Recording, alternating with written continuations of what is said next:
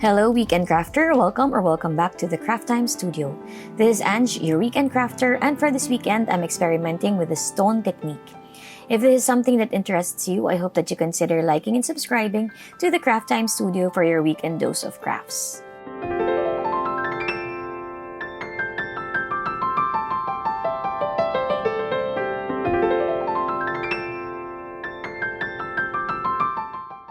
Especially for a project like this, I suggest using a glass mat for easier cleaning. To clean this, you'll just need to spritz it with some alcohol and wipe it down. For this project, you will need translucent clay. Cut a piece and heat it up between your palms or even sit on it for a bit. While I'm softening this, I take out my scrap translucent clay.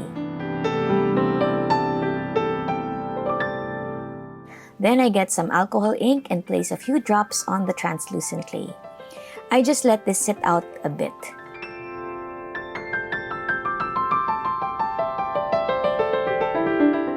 Note to self, maybe add a little less ink for next time.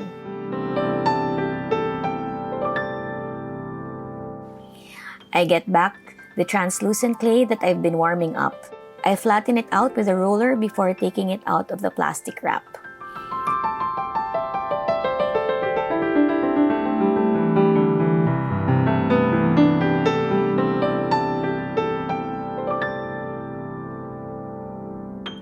Next, I take out some white acrylic paint. I brush a thin layer of the white acrylic paint onto the translucent clay and let it dry out for a bit.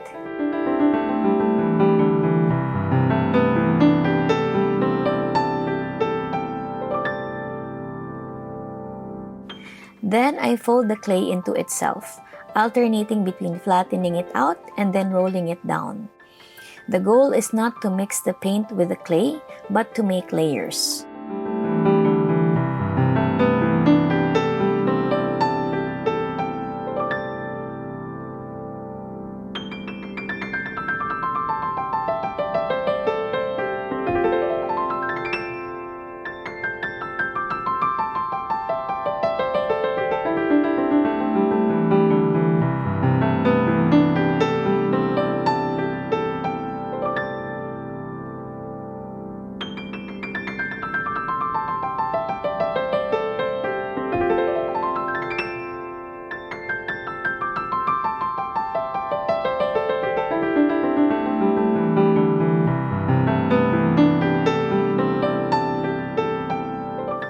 Once you have done a couple of passes, it's time to cut it into uneven cubes.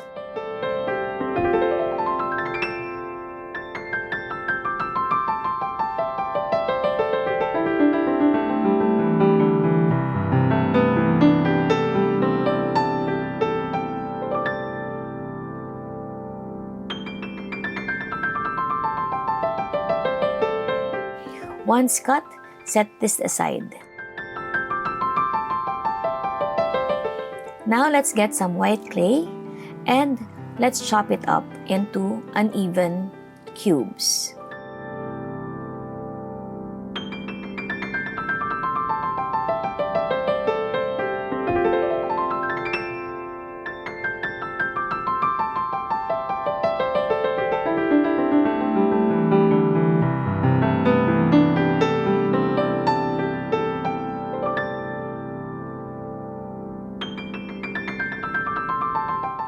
Next, get the translucent clay with the alcohol ink and place it together with the white clay. I clean in between mixing because I don't want the ink to spread to all of my clay.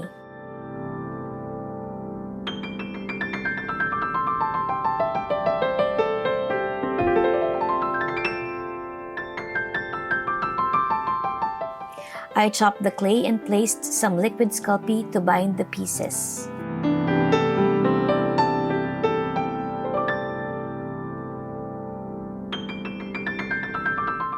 Next, I got some gold foil with these blue streaks and mixed it with the clay.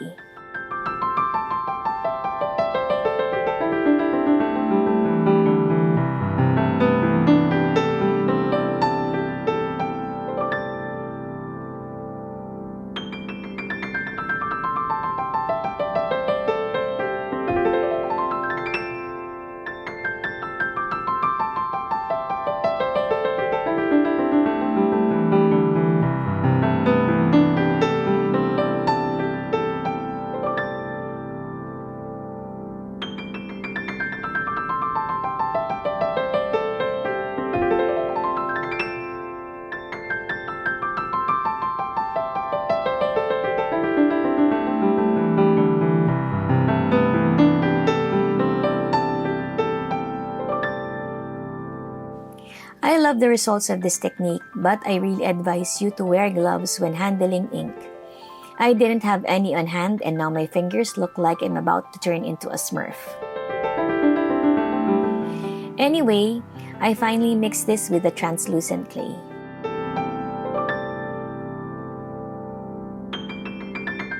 I get 2 blades and squish the clay together.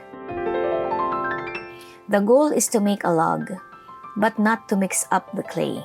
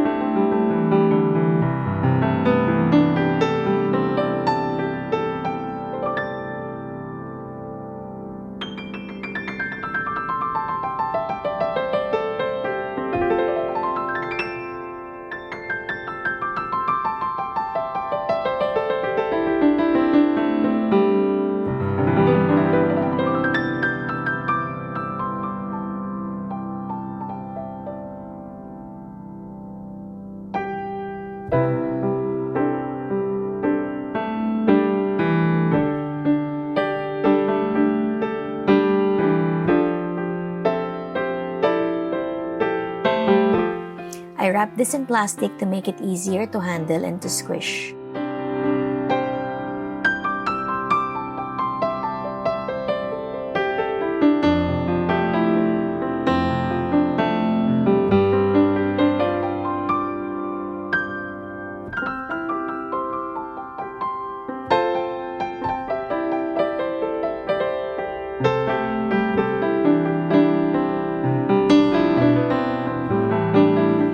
This is how it looks like unbaked.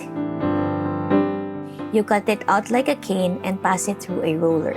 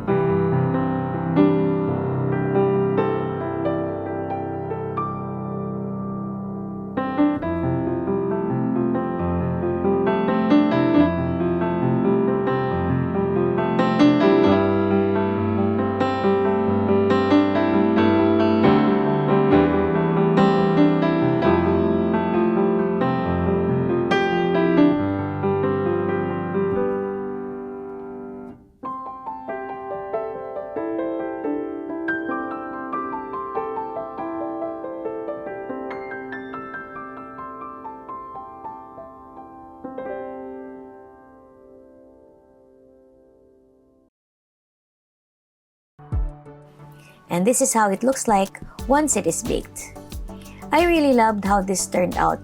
It's so much prettier in person with the streaks, making it look like stone. I hope that you enjoyed watching me while experimenting with this technique. And if you do experiment using my suggestions, I hope that you share it with me. Have a crafty weekend. Bye!